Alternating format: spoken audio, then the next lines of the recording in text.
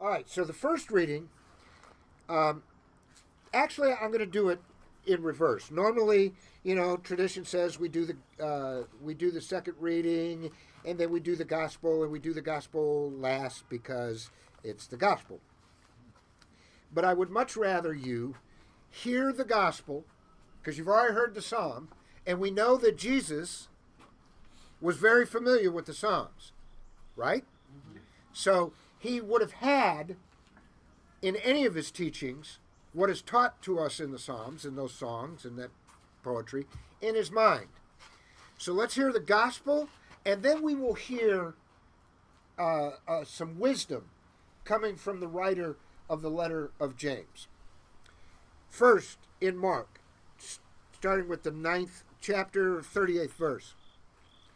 John spoke up, and he said, "Teacher, we saw someone using your name to expel demons, and we stopped them because they weren't in our group." And Jesus wasn't pleased. "Don't stop them. No one can use my name to do something good and powerful, and in the next breath cut me down. If they are not an enemy, they are an ally." Amen. Let me say that again. If they are not an enemy, they are an ally. Why, anyone, by just giving you a cup of water in my name, is on our side. Count on it. God will notice. On the other hand, if you give one of these simple childlike believers a hard time, bullying or taking advantage of their simple trust, you'll soon wish you hadn't. You'd be better off dropped in the middle of the lake with a millstone around your neck. Wow, that's brutal.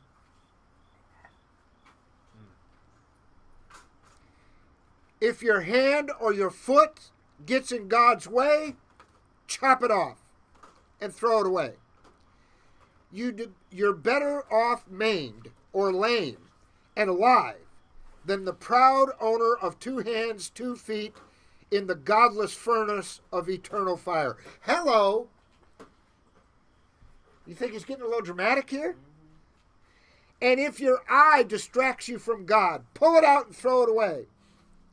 You're better off one-eyed and alive than exercising your 20/20 vision from inside the fire of hell.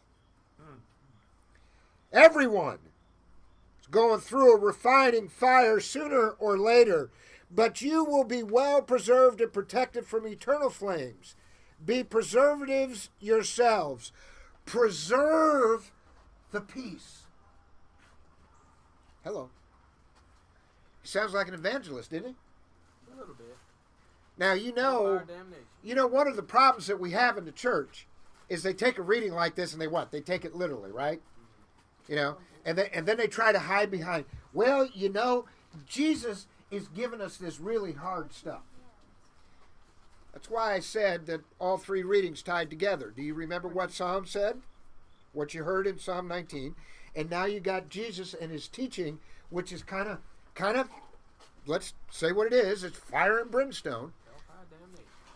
But let's see then what gets said in James that might be helpful to us.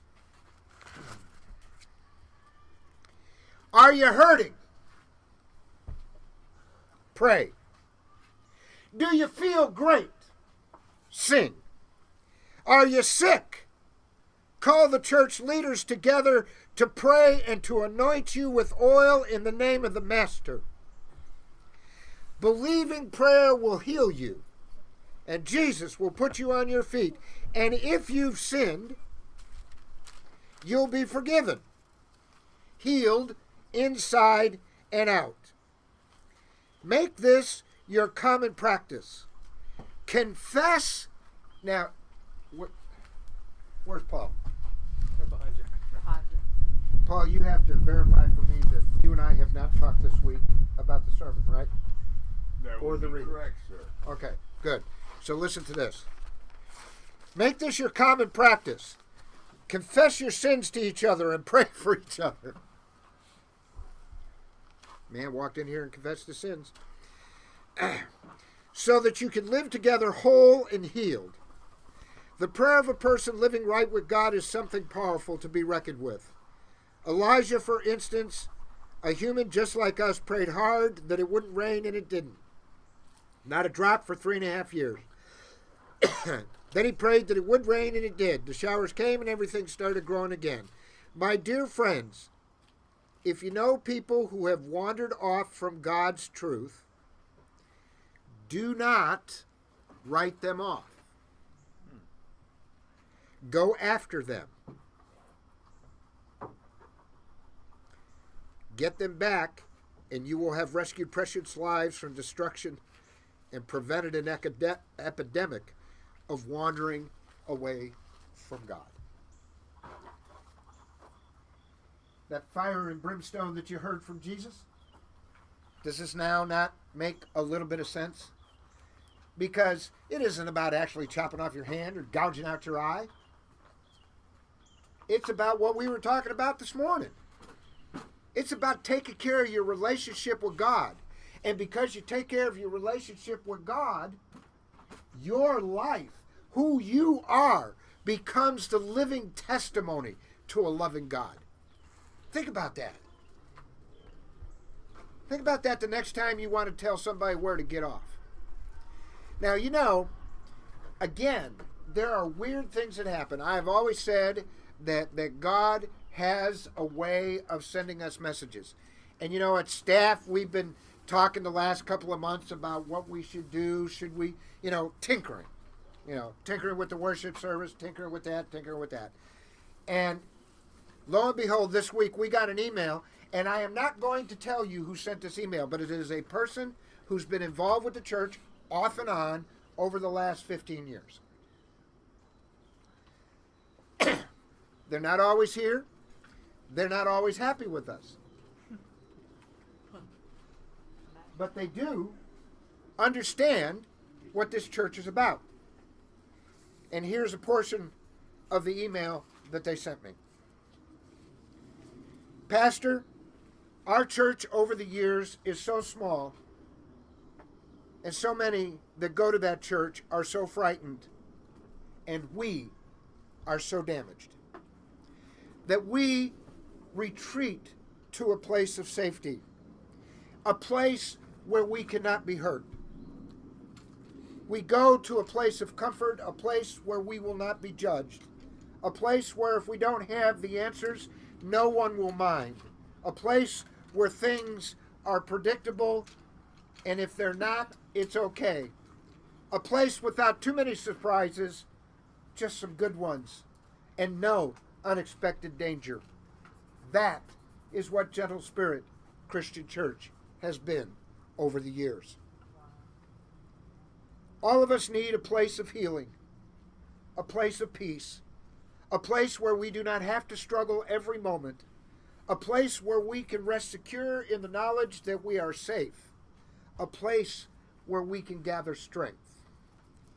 I pray that Gentle Spirit Christian Church, with its warm embrace, will continue to be such a place. That is what you are for. It is meant to be a place of refuge, a place of strengthening, a place where God's people are prepared and fed to service God in the larger world. Gentle Spirit Christian Church was meant to be an open place. Don't let anybody tell you any differently. It is open for others to come in and for us to go out. It is a place where little children are welcome instead of being told to mind their place and not to bother you or the rest of the congregation. It is a place where those lives have been shattered by the agony of divorce, homophobia, racism, and sexism may feel that there is hope for a new life instead of being told that they are offensive to God. A place where those who have experienced the ripping and tearing of life, as it can put us through sometimes, is a place where healing and peace take place. Pastor, continue to encourage Gentle Spirit Christian Church to do such. I will see you soon.